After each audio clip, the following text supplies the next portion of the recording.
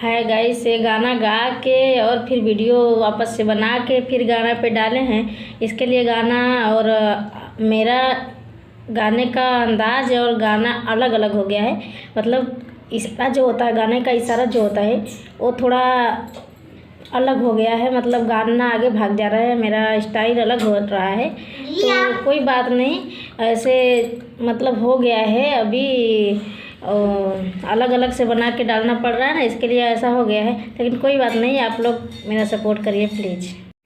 हो देखते ही नैना चार हो गइल, देखते ही नैना चार हो गइल, कैलू कजरा कटार जान एक बार तल लइकन में मार हो गइल, कैलू कजरा कटार जान एक बार तल लइकन में मार हो गइल।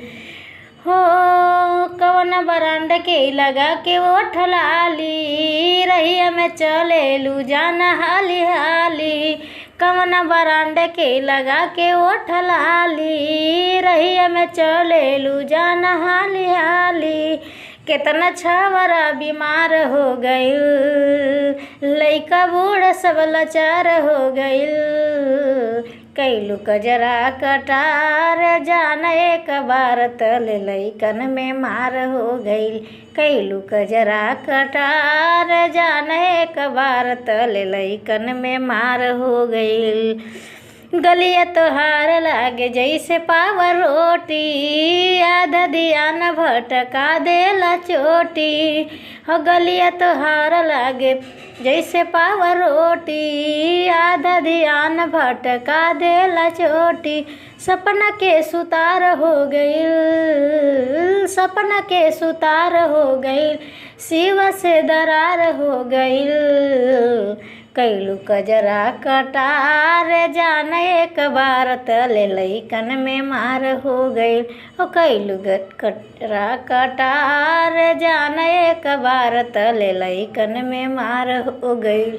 देखते ही नैना चार हो गइल, देखते ही नैना चार हो गइल, कैलू कजरा कटार जान एक बार तल लइकन में मार हो गइल।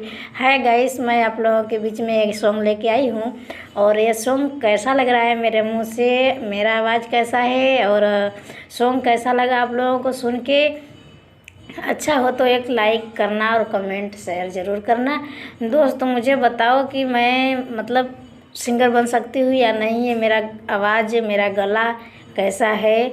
मुझे पता है मेरा गला अभी ख़राब चल रहा है, इसके लिए अच्छे से नहीं गा पाई हूँ, लेकिन फिर भी आप लोग बताना और आप लोग बताएंगे तो मुझे बहुत ही खुशी होगी जान करके, और आप लोग ज़रूर बताना प्लीज़।